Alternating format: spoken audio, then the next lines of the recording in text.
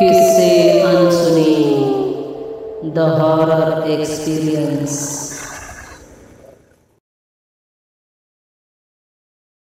नमस्कार मित्रांनो, स्वागत आहे तुमचं तुमच्या आपल्या किस्से अनसुने या चॅनलमध्ये। मित्रांनो, आपण या चॅनलवर जर पहिल्यांदाच आला असाल तर एक विनंती आहे, चॅनलला सबस्क्राइब करायला आणि व्हिडिओ आवडल्यास व्हिडिओला लाईक करायला अजिबात विसरू नका, जेणेकरून अशा नवनवीन भयकथा तुम्हाला ऐकावयास मिळतील। चला तर मित्रांनो, वळूया आजच्या आपल्या कथेकडे।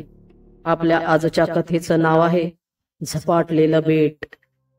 विनीत, कुमार आणि संजय तिघे जिवलग मित्र, एकाच ठिकाणी जॉबला आणि सुखदुःखात एकमेकांसाठी जीवही देतील अशी यांची मैत्री। नुकताच पावसाळा सुरू झाला होता आणि पाऊस पडायला लागला की साहजिकच सर्वांनाच कुठेतरी फिरायला जावंसं वाटतं। एखाद्या धबधब्यावर किंवा एखाद्या रिसॉर्टवर जाण्याची लहर ही येतच असते। या तिघांनाही वाटलं कामातून 2 दिवस रजा टाकावी आणि आपल्या मैत्रिणींसोबत कुठेतरी म्हणजे खंडाळा, लोणावळा अशा निसर्गरम्य ठिकाणी फिरायला जावं। एक दिवस तिघांनी ठरवलं आणि कुठे जावं यावर चर्चा रंगली। कुमार थोडा साहसी होता, संजय थोडा जबाबदारी सांभाळणारा आणि विनीत हा नेहमीच या दोघा मित्रांच्या जीवावर हुशारक्या मारणारा, मात्र थोडा घाबरट होता। अजूनही सिंगल होता। कुमारची प्रियसी माया आणि संजयची प्रियसी नीलम या 5 जणांचा ग्रुप होता। कुठे जायचं म्हटलं तर हे 5 जण एकत्र पिकनिकला जात असत। खूप विचार करून एक ठिकाण ठरलं, गोमासा बेट, जे कुमारच्या हेळसांडी गावापासून पुढे 11 किलोमीटरवर होतं। कुमार गावी गेल्यावर नेहमी या गोमासा बेटाबद्दल ऐकत आला होता। गावकरी नेहमी काहीतरी बोलत असायचे या बेटाबद्दल। भुताटकी आहे तिथे, गुरवासरं चुकून गेलीच त्या दिशेला की परत येत नाहीत आणि माणसं तर जातच नसायचे। माणसं मोहिनी घातल्यासारखी आणि चकवा लागल्यासारखी फिरत राहायची त्याच जागेत, आणि चुकून परत आलीच तर वेळ लागलेलं असायचं त्यांना, अशी अफवा होती या बेटाची। पण कुमार या गोष्टींवर कधीच विश्वास ठेवत नसे। गावात असताना त्याने तिकडे जाण्याचा खूप वेळा प्रयत्न केला, पण सोबतीला कोणी यायला तयारच नसायचे, म्हणून कुमारने कधी तिकडे जाण्याचा योगच आला नाही। मात्र हे त्याचे मुंबईचे मित्र होते आणि त्या बेटाविषयी कुमारने त्यांना या गोष्टीबद्दल काहीच सांगितलं नाही, म्हणूनच ते सर्व सहज तयार झाले आणि बेत ठरला। 4 दिवसाची रजा मंजूर करून हे 5 जण म्हणजे कुमार, संजय आणि विनीत आणि आपल्या मैत्रिणी म्हणजे संजयची नीलम आणि कुमारची माया असे 5 जण पिकनिकला जाण्यासाठी तयार झाले। ठरलेल्या दिवशी एक 4 व्हीलर भाड्याने घेतली आणि कुमारच्या गावी हेळसांडी येथे गोमासा बेटावर निघाले। मार्गात मोजमस्ती करीत हे 5 जण प्रवास करीत होते। कुमार कार चालवित होता। काही तासांची कसरत करीत ही 5 जण हेळसांडी गावाच्या नजीक पोहोचले होते। गाव आता तासाभराच्या अंतरावरच राहिले होते। तसा संजय म्हणाला, अरे कुमार, गावात पोहोचण्याआधी जरा फ्रेश होऊया का? अरे गाडीत बसून बसून खूप अवघडल्यासारखं झालं आहे रे। तशा नीलम आणि मायाही तेच म्हणाल्या, हो कुमार, गाडी थांबव कुठेतरी, जरा फ्रेश होऊया, आमचा मेकअपही बिस्कटला आहे, नाहीतर तुझ्या गावात गेल्यावर आम्हाला लोक काय म्हणतील? तसा कुमार हसला आणि म्हणाला, गावची लोक काय म्हणणार, आले मुंबईकर एवढंच म्हणणार। आणि तुम्हा सर्वांच्या माहितीसाठी सांगत आहे मी, आपण माझ्या गावात नाही थांबणार आहोत, सरळ बेटावर जाणार आहोत। तसे चौघे चकित होऊन पाहू लागले। विनीत म्हणाला, हे कधी ठरलं? अरे हे बेट तुझ्या गावातच आहे ना, मग या गावात नाही जायचं असं कसं? तुझे घरचे काय म्हणतील? तसा कुमार म्हणाला, मी घरच्यांना नाही सांगितलं अजून आपण गावी येतोय असं। हे जर त्यांना सांगितलं की आम्ही पिकनिकसाठी गोमासा बेटावर जाणार आहे तर ते जाऊ देणार नाहीत मला। तसे चौघेही चकित नजरेने कुमारकडे पाहू लागले। संजय म्हणाला, का नाही जाऊ देणार? तसा कुमार म्हणाला, सांगतो, आधी हे एक हॉटेल आलं आहे, सर्वांनी फ्रेश व्हायला हवं, मग सांगतो सर्व। आणि कुमारने गाडी बाजूला पार्क केली. सर्व खाली उतरले आणि फ्रेश होऊन चहा कॉफी घेऊ लागले. आणि संजयने कुमारला विचारले, हा मित्रा, बोल आता, काय बोलणार होतास? तसा कुमार सांगू लागला. सर्वांचं लक्ष कुमारच्या बोलण्यावर लागलं. कुमार म्हणाला, अरे, आपण ज्या बेटावर जाणार आहोत ते बेट भुताटकीचं बेट म्हणून प्रसिद्ध आहे आमच्या गावात, आणि तिकडे सहसा कोणी जात नाही, म्हणून मी ती जागा निवडली. एकदम फ्रेश पॉइंट पाहायला मिळेल सर्वांना म्हणून. तसे सर्वच गपकार झाले. माया म्हणाली, अरे पण भुताटकीचं बेट म्हणजे भूतभीत आहेत की काय तिकडे? या प्रश्नावर सर्वांनी आपल्या माना हलवल्या. तसा कुमार हसला आणि म्हणाला, नाही रे, मी तुम्हाला अशा जागी नेऊन जाईन का? हे ऐकून सर्व काहीसे रिलॅक्स झाले आणि आजूबाजूचा निसर्ग पाहू लागले. छान गर्द झाडांची हिरवळ, वळणदार रस्ते आणि हे हॉटेल. विनीत म्हणाला, कुमार, त्या बेटावर राहण्याची खाण्याची सोय असेल ना? तसा कुमार म्हणाला, अरे, बेट आहे ते, तिथे राहायला खायला मिळणार नाही. आपल्याला टेंट बांधून राहावं लागेल. आणि राहायला खाण्याचा पिण्याचा प्रश्न तर मी गाडीच्या डिकीत एक वेगळी बॅग आणली आहे, ज्यात सर्व काही घेतलं आहे मी. पूर्ण तयारीनिशी आलो आहे मी, कशाला टेन्शन घेता तुम्ही?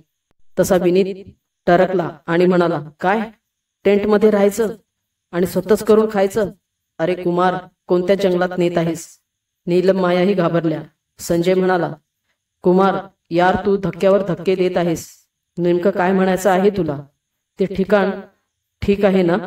अरे आपण जाऊ दे, 2 मुली आहेत आपल्यासोबत, लक्षात आहे ना तुझ्या? तसा कुमार म्हणाला, हो रे, आहे लक्षात. असंच काही वाटलं तर जाऊ आपण माझ्या गावात, जवळच आहे ते. पण वनविहाराचा अनुभव तरी कधी घ्यायचा आपण? काय बोलतो मित्रा? तसे सर्व उत्सुकपणे म्हणाले, हे पण बरोबर आहे तुझं यार, हा अनुभव पण घेऊयाच. आणि सर्वच गाडीत बसले आणि गाडी तास दीड तास चालल्यानंतर पुन्हा एका गेटजवळ थांबली. आता संध्याकाळ होत आली होती. तसा कुमार म्हणाला, आपण आता इथेच कुठेतरी आजची रात्र काढूया आणि उद्या बेटावर जाऊ. रात्री तिकडे गेलो तर आपल्याला अंधारात तिथला परिसर पाहता येणार नाही आणि कुठे टेंट बांधावा, कुठे काय आहे हे कळणार नाही. बेट म्हटलं तर नदी नाले असतीलच की, अंधारात ते आपल्याला अवघड होईल. तसे विनीत म्हणाला, नक्कीच, पण आता आपण राहायचं कुठे? मागेच बोलला असतास तर त्याच हॉटेलवर थांबलो नसतो का? आता इथे परत हॉटेल शोधावं लागेल. तसा कुमार म्हणाला, नाही नाही, या परिसरात हॉटेल्स नाहीत. इथे असे छोटे छोटे गेस्ट हाऊस आहेत, तिथे राहण्याची सोय असते.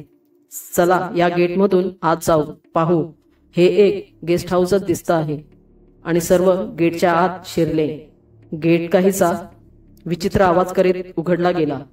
खूप दिवस वंगण केलं नसावं त्याला, असं जाणवलं. वातावरणात गारवा पसरला होता आणि आजूबाजूचा परिसर झाडा फुलांनी वेढलेला होता. छान मोगऱ्याचा सुगंध दरवळत होता. त्यात रात्राणी हलकीशी भर घालू लागली होती. बाहेर बसण्यासाठी टेबल खुर्च्या मांडल्या होत्या. एका बाजूला झोपाळाही होता. गावाकडे हे दृश्य दिसणं साहजिकच होतं, मात्र आजूबाजूला माणूस म्हणून अजून तरी दृष्टीस पडला नव्हता. कुमारने दारासमोर उभं राहून हाक दिली, आहे का कोणी इथे?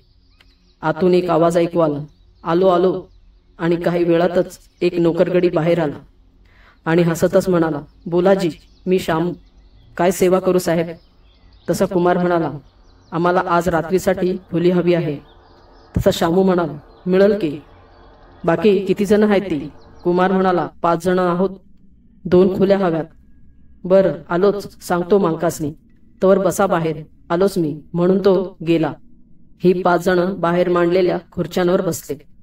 तसा संजय म्हणाला, गाव तसं वाईट नाही, छान आहे, अगदी रम्य वाटतं आहे कुमार. माया म्हणाली, अगदी बरोबर म्हणालास संजय तू. कुमारची चॉईसच हटके असते. यावर नीलम पटकन म्हणाली, जशी तू. तसे सर्वच हसले आणि शामू लगबगीने बाहेर येताना दिसला.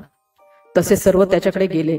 शामू म्हणाला, 1200 प्रमाणे 2 खोलीचे 2400 होतील. जेवणाचे वेगळे, चालेल का? तसं हो चालेल, कुमार म्हणाला. शामू म्हणाला, या खोल्या दाखवतो तुम्हाला. आणि सर्वजण आत आले. शामूने खोल्या दाखवल्या. एक खोली नीलम आणि मायासाठी आणि एक खोली या तिघांसाठी. गाव होतं, पण बऱ्यापैकी सुविधा होती खोल्यांमध्ये. सर्वांनी शामूकडून जेवण मागवलं आणि जेवण आटोपून सर्व बागेत असणाऱ्या खुर्च्यांवर टाइमपास करू लागले. आणि उद्या इथून आपण गोमासा बेटावर निघायचं आहे, तरी सर्वांनी लवकर उठा असं ठरलं आणि सर्व झोपण्यासाठी निघून गेले. आता उजाडलं होतं. सर्वांची मस्त झोप झाली होती. कालचा थकवा पार नाहीसा झाला होता आणि आता सर्वजण आपापले सामानावरून बाहेर आले. कुमारने खोलीचे आणि जेवणाचे पैसे दिले आणि निघणार. एवढ्यात शामूने विचारलं, साहेब, गाव फिरायला आला आहात वाटतं. कोण्या गावचं? कुमार म्हणाला, हेळसांडी गावचा आहे मी. तसा शामू तोंडावर हात ठेवत म्हणाला, अव तुम्ही हेळसांडीचं तर मग इथे कशाला थांबलासा? अव ढेंगभर जवळ गाव आहे तुमचं, उगा पैसा वाया कशा पायी? तसा कुमार म्हणाला, अरे आम्ही फिरायला आलो आहोत ना, आम्हाला पुढे गोमासा बेटावर जायचं आहे, मग मागे गावात कसे जाणार? हे ऐकल्यावर शामूचा चेहरा भीतीने काळवंडला आणि तो जवळजवळ ओरडलाच आणि म्हणाला, काय त्या बेटावर जाताय वय? कशाला जीव धोक्यात टाकताय तुम्ही? लय खराब जागा आहे ती. आज तोवर कोणी गेलं नाही तिकडं आणि जात बी नाही. चकवा भुलवतोय माणसाला. येडी होतात माणसं तिथं. तसे माया नीलम घाबरल्या. संजय विनीतही हादरले आणि म्हणाले, काय रे कुमार, कसली जागा निवडली आहेस? काय बोलतो आहे हा शामू? तसा कुमार म्हणाला, अरे काही नाही, अफवा आहे मित्रांनो. कुठे या गाववाल्यांचा ऐकता तुम्ही? मीही खूप वर्ष ऐकत आलो. माझ्या गावातली लोक हेच बोलतात, पण आजवर एकही जण वेडा झालेला आणि गायब झालेला पाहिला नाही मी. मध्ये शामू म्हणाला, अव जातील तर होतील ना, कोणी जातच नाही तिकडच्या बाजूला. लय वंगाळ जागा आहे ती, चेड्या गोट्यांनी भरलेली. कुमार आता थोडा रागातच शामूला म्हणाला, तू गेला आहेस का तिकडं, जे एवढा बोलतो आहेस? तसा शामू म्हणाला, नाही बा. मग गप्पा बस, उगीच यांना घाबरवू नकोस, समजलं? आणि कुमार गाडीजवळ आला. सर्वच कुमारला समजावत होते, पण कुमार काही ऐकायला तयार नव्हता. तो म्हणाला, तुम्ही मला सांगा, मी एवढी वर्ष गावात येतो आहे, पण एकही व्यक्ती मी तरी पाहिली नाही की ती तिकडे गेली आहे आणि त्याचं काही बरं वाईट झालं आहे. फक्त ऐकून ऐकून कंटाळा आला आहे. तिथे असे आहे, तसे आहे, बघू तरी काय आहे ते, म्हणून मी तिकडे जायचं ठरवलं. पण आता आपण परत मुंबईला जात आहोत. कुमार काहीसा वैतागतच म्हणाला. तसा संजय म्हणाला, तुला असं काही वाटत नाही ना? मग झालं तर चल जाऊ आपण. अरे आहोत ना 5 जण आपण, शिवाय गाडी आहे आपल्याकडे. आधी बघू आपण कशी आहे ती जागा. असं काही वाटलंच तर लगेचच निघू. काय बोलता तुम्ही? संजयने माया, नीलम आणि विनीतकडे पाहत विचारले. माया तयार झाली आणि म्हणाली, कुमार तू नेशील तिकडे येईन मी. नीलम ही तयार झाली. विनीत म्हणाला, मित्रांनो तुम्ही आहात ना, मग काय प्रॉब्लेम नाही, चला निघू आपण. आणि कुमारने गाडी स्टार्ट केली आणि आता गाडी भरगाव वेगात गोमासा बेटाकडे निघाली. तासाभरात सर्व बेटावर पोहोचले. पक्ष्यांच्या आवाजाने परिसर गुंजत होता. हिरवी गार झाडी मंद वाऱ्याच्या तालावर झुलत होती. कुमारने गाडी रस्त्याच्या कडेला लावली. रस्ता फार काही चांगला नव्हता, पण पुढे जाऊन अनेक गावांना जाऊन भेटत होता. असो, आणि आता सर्वजण गाडी बाहेर आले. खूपच मोहून टाकणारी दृश्य दिसत होती. एखाद्या स्वप्ननगरीत आलो आहोत असंच वाटत होतं. थोडी चढण चढून गेल्यावर सपाटी लागली. सर्वजण काही अंतर चालत पुढे गेले आणि अजून थोडा वेळ पुढे गेल्यावर पाण्याची चाहूल लागत होती. खळखळणारा आवाज कानावर पडत होता. तसा कुमार म्हणाला, जवळपास झरा किंवा नदी असावी. आणि सर्वच त्या दिशेने जाऊ लागले आणि मनाला सुखावेल असं दृश्य दिसलं. समोर एक धुवाधार धबधबा कोसळत होता आणि नदीला मिसळत होता. सर्वांच्या तोंडून एकच वेळी शब्द निघाले, वाव, काय सीन आहे, काय सीन आहे यार, अप्रतिम. कुमार किती छान जागा आहे ही, माया म्हणाली. नीलमनेही संजयचा हात हातात घेत म्हणाली, काय रोमॅन्टिक जागा आहे यार. विनीत तर चक्क धबधब्याच्या दिशेने धावला आणि म्हणाला, किती मस्त जागा आहे. कुमार तू खरं बोलत होतास. एवढ्या सुंदर निसर्गरम्य जागेला भूताटकीची जागा म्हणतात. आणि सर्वांनी मस्त धबधब्यावर मनसोक्त मजा केली. आणि कुमार म्हणाला, फ्रेंड्स आता पुरे झालं, चला कुठेतरी जागा शोधून टेंट लावू. आणि टेंटसाठी जागा शोधू लागले. समतल अशी मोकळी जागा हवी होती. ती कुमारला काही वेळातच मिळाली. ही जागा मला ठीक वाटते आहे. नदीपासून फार दूर नाही आणि खाली गाडीही काही दूर अंतरावरच उभी आहे. जवळजवळ अर्ध्या तासांचंच अंतर आहे. चालेल ना? तसे सर्वच म्हणाले, ओके, ही जागा ठीक दिसत आहे. त्यावर कुमारने सोबतच आणलेली टेंटची बॅग बाहेर काढत म्हणाला, काय मग, तुम्हाला आवडला ना हा स्पॉट? तसे सर्वच म्हणाले, हो तर, काय भारी जागा आहे यार. अशी जागा एवढ्या लवकर मिळेल असं वाटलं नव्हतं. लोक उगीचच का नाव ठेवत आहेत या जागेला. अरे खंडाळा लाजला बघ ही जागा पाहून, नीलम हसत म्हणाली. विनीत म्हणाला, कुमार, टेंट करून झालं की काहीतरी खाण्याचं बघ बाबा, मला खूप भूक लागली आहे. तशी माया म्हणाली, हो हो, मलाही भूक लागली आहे. तसा कुमार म्हणाला, अरे हे बघ, झालंच माझं. आणि कुमारने एकच जागी मस्तपैकी 2 टेंट उभे केले आणि तो आपले हात झटकत चौघांसोबत येऊन बसला आणि म्हणाला, अरे टेन्शन घेऊ नका, मी इकडचा अंदाज घेऊनच सर्व आणला आहे सोबत. आणि आपल्या बॅगेतून स्नॅक्सची पॅकेट बाहेर काढली आणि म्हणाला, हे घ्या, तात्पुरती भूक भागवा. आता आपण या जंगलातच जेवण तयार करू. माया आणि नीलम, तुम्ही पटापट सुखी लाकडं जमवून आणा. विनीत, तूही जा सोबत यांच्या. तोवर मी संजय इथे दगडाची चूल तयार करतो आणि जेवणाचं बघतो. तसे विनीत, नीलम आणि माया उठले आणि लाकडा गोळा करून घेऊन आले. कुमारने सोबत आणलेलं जेवणाचं सामान आणि टोप आणि कढई बाहेर काढली आणि त्याने मस्तपैकी भात शिजवला आणि कढईत सोबत आणलेल्या सुक्या बांगड्यांचं कालवण बनवलं. चुलीवरचं जेवण शिवाय वनभोजन. पोटभर जेवल्यावर संजय म्हणाला, काय रे कुमार, सगळी तयारी करून आला होतास वाटतं. एवढं सर्व बॅगेत घेऊन आलास? तसा कुमार म्हणाला, अरे मी गावातच राहिलो आहे. इकडे आल्यावर काय आवडेल काय नाही मला चांगलं ठाऊक आहे. आणि आता हळूहळू अंधार पडायला आला होता. कुमारने गाडीतून जाऊन सोबत आणलेला चार्जिंग लाईट घेऊन आला आणि दोन्ही टेंटमध्ये फिट केला आणि सर्वच एक जागी आग पेटवून गोलाकार बसले आणि दिवसभर काय मजा केली यावर विषय सुरू झाले. माया म्हणाली, कुमार, लोक उगीचच का या जागेला नावं ठेवत होती. किती शांत आणि सुंदर जागा आहे ही. उद्या दिवसभर फिरू आपण आणि निघू संध्याकाळी. विनीत म्हणाला, असं जंगलात राहणं मजा येते ना रे. काहीच कामाचा ताण नाही, शहरातली रहदारी, दगदग, आवाज नाही. किती शांत वाटतं आहे. संजयनेही मान हलवली. आता अंधार पडू लागला होता आणि जंगलातील विचित्र आवाज कानावर पडू लागले होते. दिवसा रम्य वाटणारा बेट आता काहीसा भयान आणि भेसूर वाटू लागला होता. रातकिड्यांची किणकिण कानावर स्पष्ट ऐकू येत होती. यामुळे की काय, पण माया म्हणाली, कुमार, मला तर झोप येत आहे आता. मी जाते. नीलम, चल जाऊ. मी टेंटमध्ये एकटी नाही झोपणार. तशी नीलमही उठली आणि दोघीही टेंटमध्ये गेल्या. आता कुमार, विनीत आणि संजय शेकोटीजवळ गप्पा करीत बसले होते. एवढ्यात संजयने आपली बॅग टेंटमधून आणली आणि एक पार्सल बाहेर काढलं. काही पिण्याच्या बॉटल्स बाहेर काढल्या. तसे कुमार आणि विनीत म्हणाले, वा मित्रा, हे बरं केलंस. आणि तिघांनीही एक एक ग्लास घेतला आणि प्यायला सुरुवात केली. रात्र पुढे सरकत होती आणि तिघांवर अंमल चढत होता. पण इथे आपलंच राज्य आहे असा विचार करून बिनधास्त होते हे तिघ आणि बोलत बसले होते.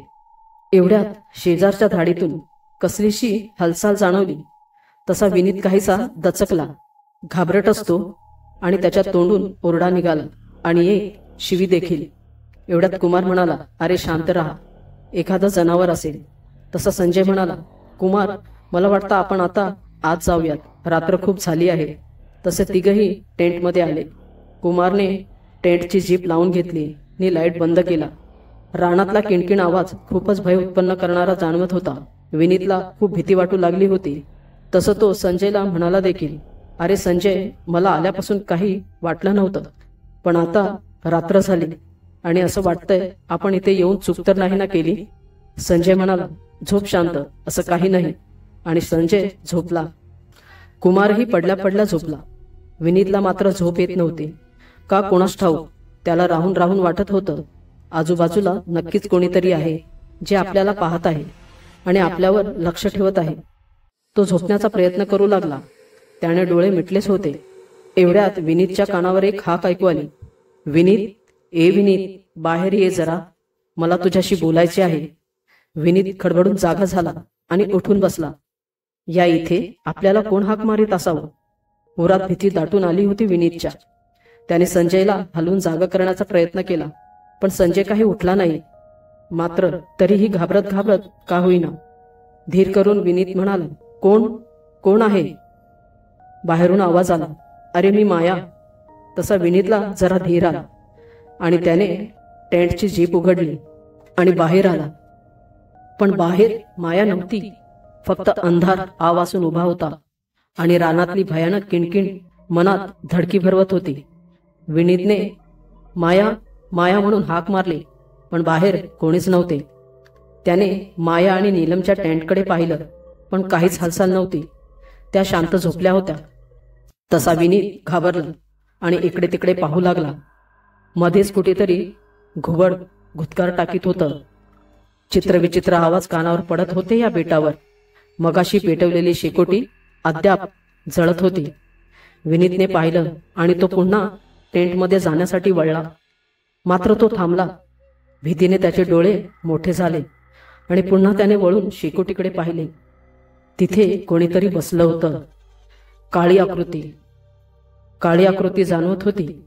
आधी अंधारात नीटसं दिसले नव्हते, पण आता ती आकृती हालचाल करू लागली आणि उठून नदीच्या दिशेने निघून गेली. विनीतची तर पाचावर धारण बसली आणि तो झटक्यात टेंटमध्ये शिरला. कशीबशी जीप बंद केली आणि चादरीने आपला चेहरा झाकून घेतला. नंतर केव्हा झोप लागली ते त्याला कळलेच नाही. आता पक्ष्यांच्या किलबिलाटाने सर्वांना जाग आली होती. कुमारने चहा बनवून रेडी केला होता. फक्त विनीत अद्याप उठला नव्हता.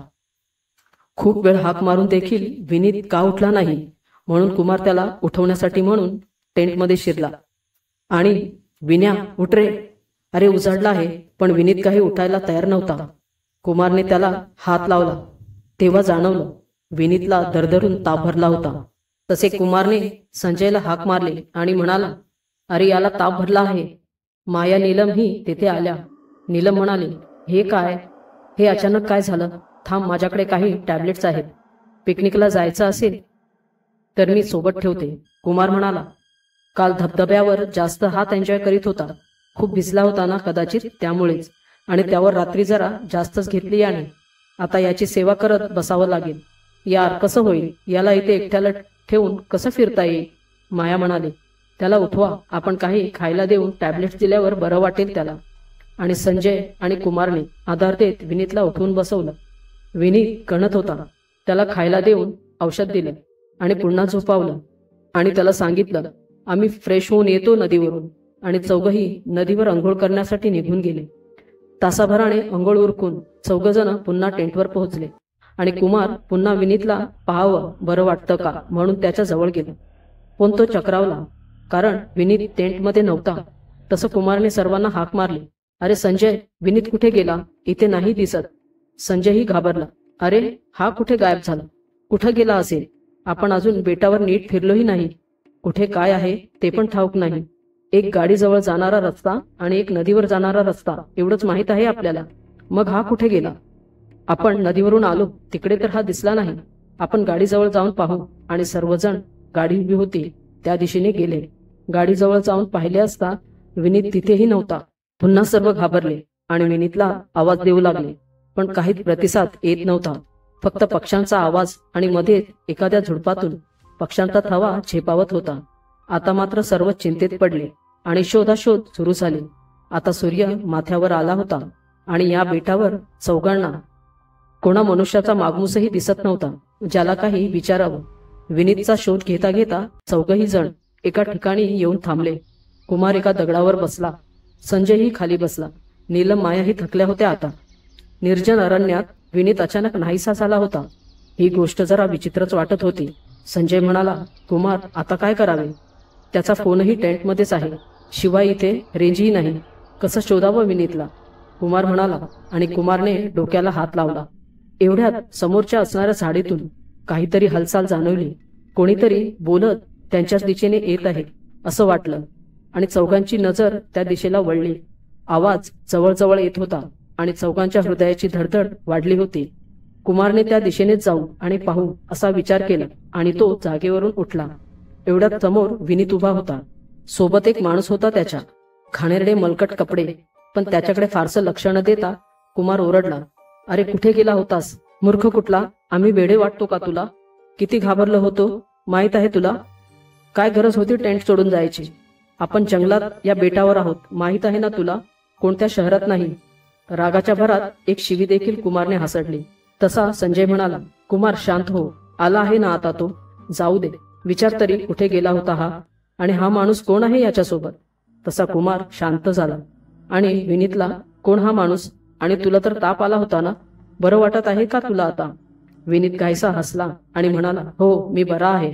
अरे तुम्ही गेलात नदीवर आणि मला जरा बरं वाटलं म्हणून मी उठून बसलो, आणि जरा बाहेर जाऊन बसावं म्हणून मी टेंट बाहेर येऊन तोंड धुवून थर्मासमध्ये चहा होता तो घेणार होतो.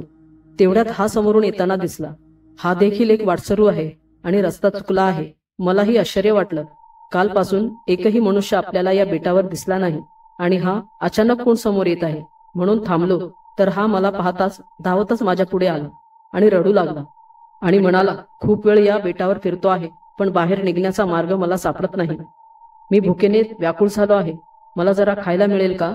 मग मी याला तू माझ्यासाठी बनवून ठेवलेला टोस्ट सँडविच खायला दिला, आणि तुम्ही खूप वेळ झाला आला नाहीत म्हणून तुम्हाला शोधण्यासाठी निघालो. तसा कुमार म्हणाला, अरे पण नदीवर जायचं नाहीस का? आम्ही तर तुला सांगूनच गेलो होतो आम्ही आंघोळ करून येतो म्हणून. मग? तसा विनीत म्हणाला, अरे मी गेलो होतो नदीवर, पण तुम्ही तिथे दिसला नाहीत म्हणून मी देखील फिरत होतो तुम्हाला शोधत. आणि हाच म्हणाला, आपण या रस्त्याने जाऊ, कदाचित ते आपल्याला भेटतील, म्हणून आम्ही या रस्त्याने आलो. आणि काय आश्चर्य, तुम्ही इथेच भेटलात. चला बरं झालं, शोध संपला, जाऊ आपल्या टेंटवर, तिथेच बोलू. मध्येच माया म्हणाली, मग हा माणूस? विनीत म्हणाला, माया, आता याला आपल्या सोबतच ठेवावं लागेल आणि सोबतच बाहेर निघावं लागेल. बिचारा खूप वेळा जंगलात फिरतो आहे, आपल्याला याची मदत करायला हवी, निदान माणुसकीच्या नात्याने तरी. तसा कुमार म्हणाला, ठीक आहे, पण नाव काय रे तुझं? कुमारने त्या माणसाला विचारले. तो म्हणाला, माझं नाव बारको आहे. मी इथे चुकूनच माझी गुरं घेऊन आलो होतो, पण गुरं भलत्याच दिशेला वळली आणि खूप शोध घेतला त्यांचा, पण कुठेच दिसली नाही. मला वाटलं गावाच्या दिशेने गेली असतील, म्हणून मीही गावाच्या दिशेने जायला निघालो, पण अंधार पडला होता, त्यामुळे मला रस्ता भेटत नव्हता. जिथे जात होतो तिथे असं वाटत होतं की मी इथे आधी पाहून गेलो आहे. पुन्हा मागे फिरत होतो. प्रत्येक ठिकाणी मला हेच जाणवत होतं. आणि रात्र होत होती, दिवस उगवत होता, मावळत होता, पण मला बाहेर जाण्याचा मार्गच भेटत नव्हता. कुमार म्हणाला, ठीक आहे, आम्ही दाखवतो तुला मार्ग, चल आमच्या बरोबर. आणि आता 5च्या जागी 6 जण झाले होते आणि सर्वजण टेंटजवळ आले. विनीत आता भेटला होता आणि सर्वांनी सुटकेचा श्वास टाकला होता आणि निवांत जमिनीवर बसले होते. तो माणूस बारकोही बसला. दुपार होत आली होती. तसे नीलम म्हणाली, हे पिकनिक तर लक्षात राहील. या विनीतने तर अख्खं बेट फिरवलं, पण एका तणावाखाली फिरत होतो आपण, मजा अशी आलीच नाही. काय रे विनीत, सर्व मूड घालवलास यार. त्यावर कुमार म्हणाला, चला काहीतरी बनवून खाऊ आता. 12 वाजले आहेत, संध्याकाळी निघूया बेटावरून, यालाही सोडू याच्या गावामध्ये. काय बारकू, कोणतं गाव म्हणालास तुझं? कुमारने बारकूला विचारले. बारकू म्हणाला, गोमासेवाडी. तसा कुमार म्हणाला, गोमासेवाडी? अरे या नावाचं गाव तर आसपास नाही आहे. मी पण याच परिसराचा आहे. मी हेळसांडी गावचा, आणि तू जे नाव सांगितले ते मी आजवर कधीच ऐकलं नाही. कुठे आलं हे गाव? तसं बारकू म्हणाला, माझं गावही याच परिसरात आहे, तुम्ही कदाचित ऐकलं नसेल. तसा कुमार म्हणाला, असेल असेल, चल काहीतरी खाऊन घेऊ. आणि कुमारने आपल्या बॅगेतून उरलेले काही सुके बांगडे आणि बटाटे काढले आणि चांगले धुवून त्याचं कालवण बनवायला घेतलं. ते झाल्यावर सोबत नेलेल्या टोपामध्ये भात घातला. जेवण उरकून सर्वांनी आपापल्या बॅगा भरल्या. आता 1-1.5 तास निघून गेला होता. दुपारचे 2:30 वाजले असतील. एवढ्यात बारकू म्हणाला, मी खूप वेळ या रानात फिरलो आहे, म्हणून मी येथील सर्व जागा पाहून घेतली आहे. तुमच्याकडे काही वेळ असेल तर मी तुम्हाला संपूर्ण बेट फिरवून दाखवू शकतो. तुम्ही पिकनिकला आला आहात ना, तर मग असे निराश होऊन जाऊ नका. चला मी तुम्हाला पाहिलेल्या सुंदर जागा दाखवतो, ज्या पाहून तुम्हाला ताजेतवाने वाटेल आणि तुमची पिकनिक वाया जाणार नाही. तसा कुमार आश्चर्य करीत म्हणाला, अरे तू तर एवढा वेळ या रानात फिरतो आहेस, तुला तर घरी जायची घाई असायला हवी, आणि तू आम्हाला फिरायच्या वार्ता करतोस? तसा तो काहीसा हसला आणि म्हणाला, हो घाई तर आहे मला, पण आता तुम्ही माझ्या सोबतीला आहात, त्यामुळे मला काही काळजी वाटत नाही. तुमच्या सोबत मीही या रानातून बाहेर पडेल. तुम्हाला तर रस्ता ठाऊकच आहे ना, मग कसली चिंता. हे ऐकल्यावर कुमारनेही मान हलवली आणि ज्या दिशेला गाडी उभी आहे एक वार त्या दिशेला पाहिलं, पण कुमारच्या चेहऱ्यावर एक भीतीची लहर उभी राहिली. तो जागेवरचा उठला. गाडीजवळ जाण्याचा रस्ता काही वेगळाच वाटत होता. आपण 2 वेळा याच रस्त्याने गेलो होतो विनीतला शोधण्यासाठी, आणि जेव्हा बेटावर आलो तेव्हा रस्ता काही वेगळाच होता आणि आता काही वेगळाच दिसत होता. कुमार धावतच रस्त्याकडे गेला, पण पुढे असणारी सपाटी कुठे अदृश्य झाली होती. त्या जागी खोल दरी दिसू लागली होती. तो पुन्हा घाबरून मागे धावला आणि संजयला म्हणाला, अरे संजय, येथे तर एक रस्ता होता येण्या जाण्यासाठी. इथूनच तर आपण आलो. मग आता कोणत्या दिशेला गाडी लावली आहे? अरे मी तर चक्रावून गेलो आहे. बघा, तुम्हाला काही कळतं आहे तर. तसा संजयनेही पुढे जाऊन पाहिलं तर तोही घाबरला. अरे इथेच तर होता रस्ता, मग कुठे गेला? माया, नीलम तर घाबरूनच गेल्या. हे काय होत आहे? चौघेही खूप घाबरले. कुमारने एक वेळ बारकूकडे नजर रोखली आणि म्हणाला, बारकू, तू मागे म्हणाला होतास की मी खूप वेळ झाला याच बेटावर फिरतो आहे. मला रस्ता मिळत नाही. ज्या दिशेने रस्ता आहे म्हणून तू जात होतास, पण तिथे रस्ता भेटत नव्हता, असंच काहीतरी बोललास ना? अरे आता ते आमच्यासोबत होत आहे की काय? हे कसं शक्य आहे? तसा बारकू म्हणाला, काय बोलत आहात तुम्ही? माझ्यासोबतही हेच होत होतं आणि मलाच ठाऊक नाही किती वेळ या बेटावर आहे. आता तुम्हीही याच बेटावर फिरत राहणार की काय? अरे बापरे, कसं बाहेर पडावे यातून? तसे सर्वच घाबरले. माया, नीलम तर रडू लागल्या. विनीत मात्र काहीच प्रतिक्रिया देत नव्हता, शांत बसून होता. हे जरा कुमारला विचित्र वाटलं आणि त्याने विनीतला विचारलं, विनीत, आपण या बेटावर अटकलो आहोत आणि तू काहीच प्रतिक्रिया देत नाहीस. तुझ्या चेहऱ्यावर कसली चिंता दिसत नाही. तू एकदम रिलॅक्स वाटतो आहेस, असं का? तसा विनीत काहीसा हसला आणि म्हणाला, कुमार, तू हुशार आहेस ना? तुला तर सगळं ठाऊकच असतं, कोणत्या प्रॉब्लेममध्ये काय सॉल्युशन काढावं. म्हणून मला कसलीच चिंता नाही. यातून निघण्याचा मार्ग नक्की मिळेल. चला आपण शोधूया. बारकूही म्हणाला, हो हो, हेच करायला हवं, चला. आणि सर्वच गाडी कोणत्या दिशेला उभी आहे ते शोधायला लागले. पण आता चारी बाजूला फिरून फिरून पुन्हा हे 6 जण एका जागीच येत होते. ती जागा म्हणजे कुमारने बांधलेले ते 2 टेंट. आता संध्याकाळ व्हायला आली होती आणि सर्वच घाबरले होते.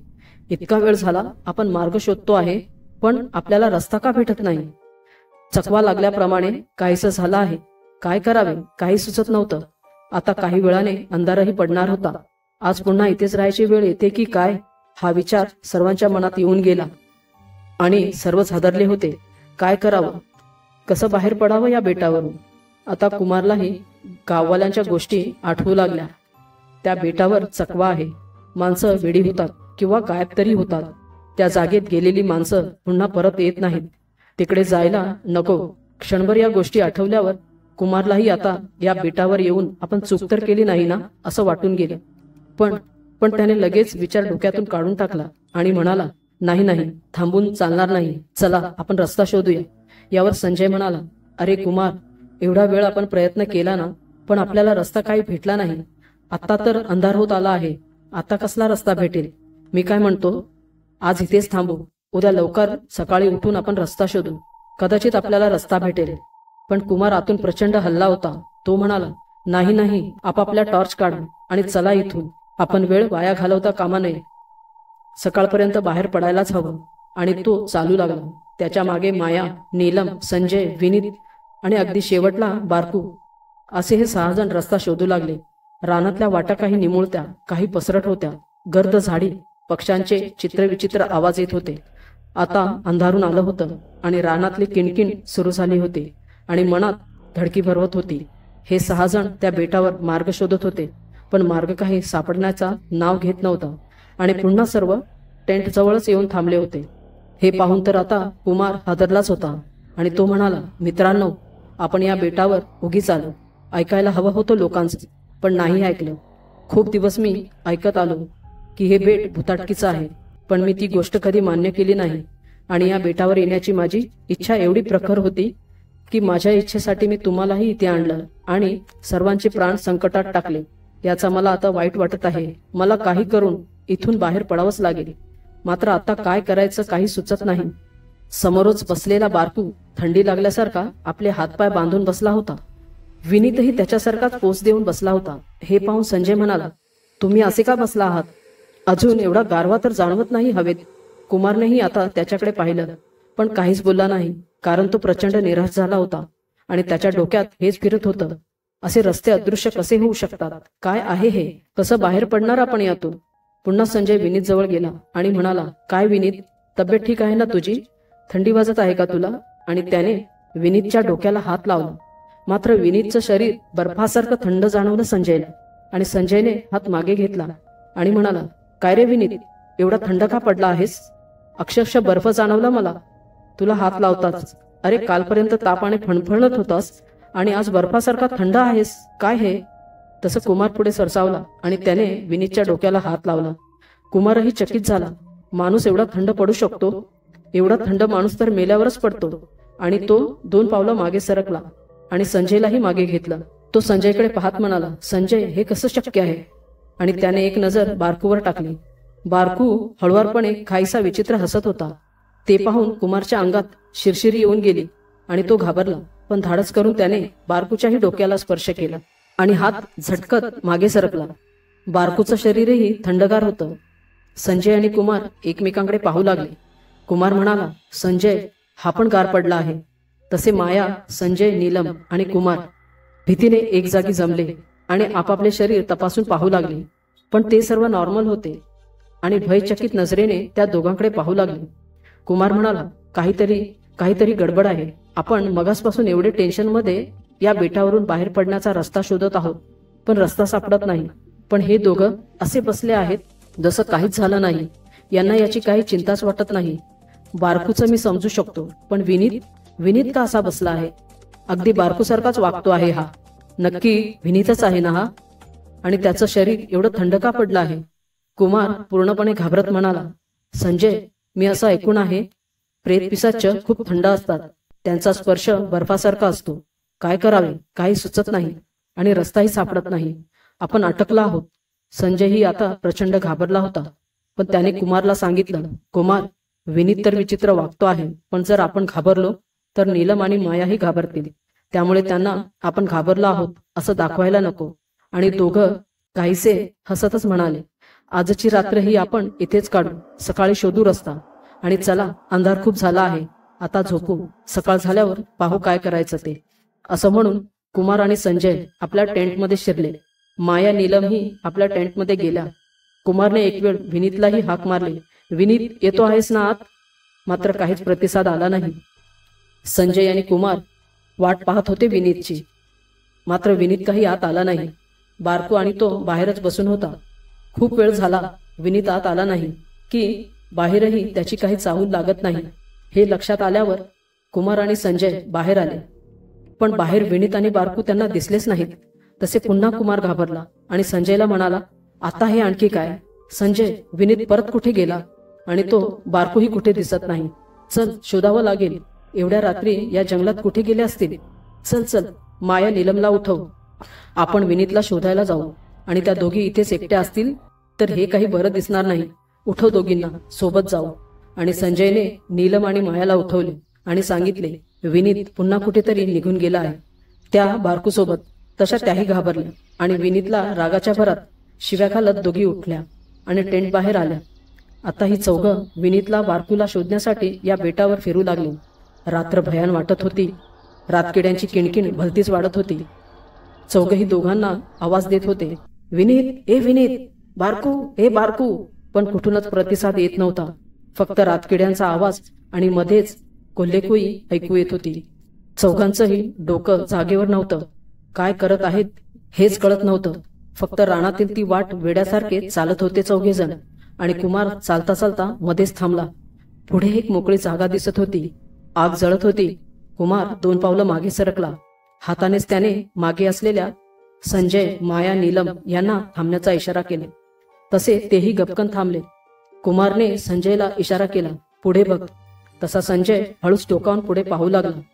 10 ते 12 जण त्या आगेभोवती घोळका करून शेकत बसले होते. तसे चौघेही हळूहळू मागे सरकले आणि झाडीच्या आडून समोरील दृश्य पाहत होते. कुमार हळूच संजयला म्हणाला, संजय, आपल्याला वाटलं या बेटावर फक्त आपणच आहोत आणि कुठून तो बारकू आला. पण इथे 10 ते 12 जण दिसत आहेत. कोण असावेत हे? माणसं की दरोडेखोर? भलतंच काहीतरी दिसत आहे. संजय म्हणाला, हो रे, पुढे जाणं योग्य नाही. आपल्यासोबत 2 मुली आहेत. पण कोण असावेत हे? कुमार आणि संजय हा विचार करीतच होते. एवढ्यात कुमारची नजर बारकू आणि विनीतवर पडली. समोर जळत असलेल्या शेकोटीभोवती 10 ते 12 जण होती. त्यात बारकू आणि विनीतही होते. आगीच्या प्रकाशामध्ये विनीत आणि बारकूचा चेहरा स्पष्ट दिसला होता. पण इतर जी माणसं होती ती कोण होती? अनोळखी चेहरे दिसत होते. कुमार म्हणाला, संजय, विनीत आणि तो बारकूही तिथेच बसला आहे. हे काय गौडबंगाल आहे? बारकू आणि विनीतचं समजू शकतो, पण हे लोक कोण आहेत? यातून विनीतला हाक तरी कशी मारावी?